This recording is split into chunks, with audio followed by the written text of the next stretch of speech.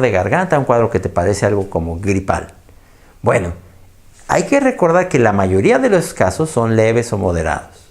Y en eso lo que se necesita es un analgésico. Analgesia. ¿Como cuál? Por ejemplo, un analgésico como el tipo del paracetamol, que es el más noble. Alguien prefiere antiinflamatorios como el ibuprofeno. Está bien, no vamos a pelear por eso. Prácticamente todos lo necesitan. La gente siempre pide cosas para las defensas y se les hace poco un analgésico. Bueno, a prácticamente todos se les puede además agregar vitamina D3, BD3. Un poquito, unas 4.000, 5.000 unidades por semana. Hay algunas evidencias que puede funcionar. Pero eso es lo que necesita la mayoría. Una persona que no tiene un cuadro grave no necesita más que esto. ¿Y cómo se define cuando el caso ya es de mayor intensidad o tiene gravedad? Bueno, ese es el momento en que te empieza a bajar el oxígeno. Recordemos que esta enfermedad tiene lo que se llama la hipoxemia feliz. Que cuando te baja el oxígeno frecuentemente no te das cuenta. Y para eso vamos a necesitar la cultura del oxímetro. Que todo mundo tenga un oxímetro en su casa. Ya son relativamente económicos. Vale más barato que muchas de las medicinas que solemos dar que no van a servir para nada. ¿Cuánto es la oxigenación? Depende de la altura del nivel del mar, pero en general debe estar más del 92%. Yo, por ejemplo, en este momento tengo 95, 94%. ¿Es normal? Yo he visto gente con COVID saturando 70% y checando la pantalla del celular. He visto un paciente con 40% de saturación que no se quejaba de que le faltara el oxígeno. Y muchos pacientes son así. Entonces, esta es una cultura en la que vamos a tener que insistir. Ten un oxímetro en tu casa. A veces cometemos el error, y eso no debemos hacerlo, de la polifarmacia. Polifármacos. ¿Qué es la polifarmacia? Darle de todo lo que se te ocurra al paciente.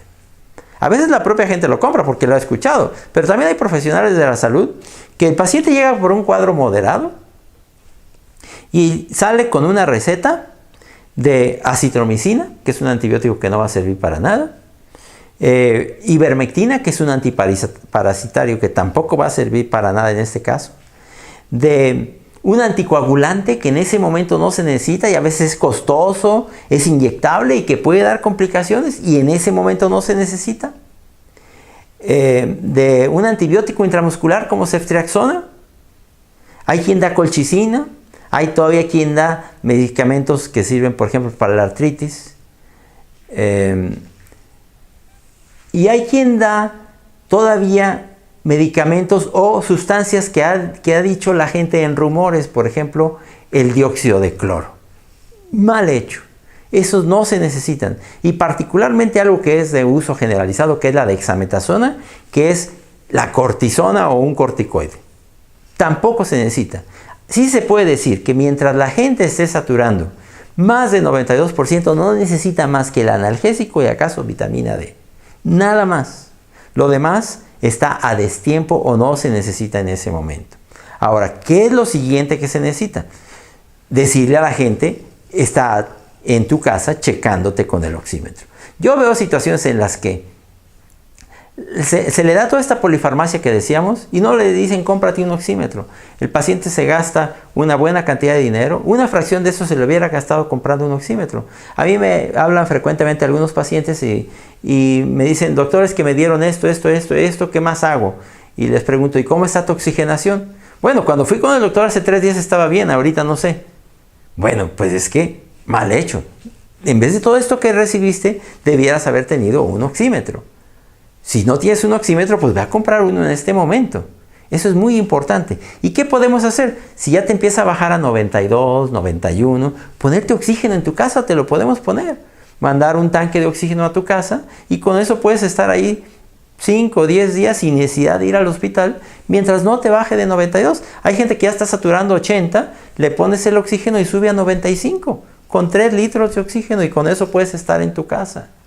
Entonces, lo siguiente que tenemos que hacer es el oxígeno. Es muy importante que no caigas en déficit de oxígeno. Si estás en tu casa 1, 2, 3, 4, 5 días saturando 80%, ya debes demasiado oxígeno. ¿Qué pasa cuando una gente debe mucho oxígeno? Cuando una gente debe mucho oxígeno, empieza a hacer lo que se llama endotelitis.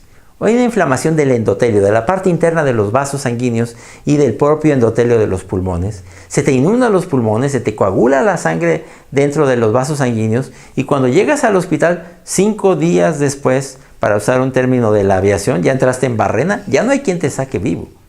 Hay que insistir eso. Si tú estás checando la oxigenación, muy a tiempo te vas a dar cuenta y no te vas a complicar de un momento a otro.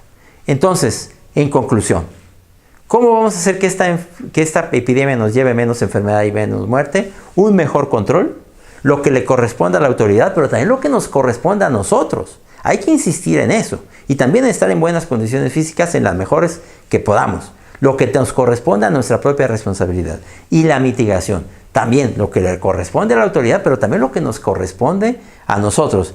Y no puedo terminar sin insistir el gran valor del oxígeno. Una vez que ya te falta el oxígeno, puedes sí en ese momento ya también necesitar dexametasona. Dexametasona. Que ese es un corticoide que es muy popular y que frecuentemente se da antes de tiempo. Sí se puede decir que la dexametasona se usa solamente si te falta el oxígeno, si no, no. En conclusión, hagamos lo que tengamos que hacer y seguramente esta enfermedad nos va a llevar menos muerte. Muchas gracias.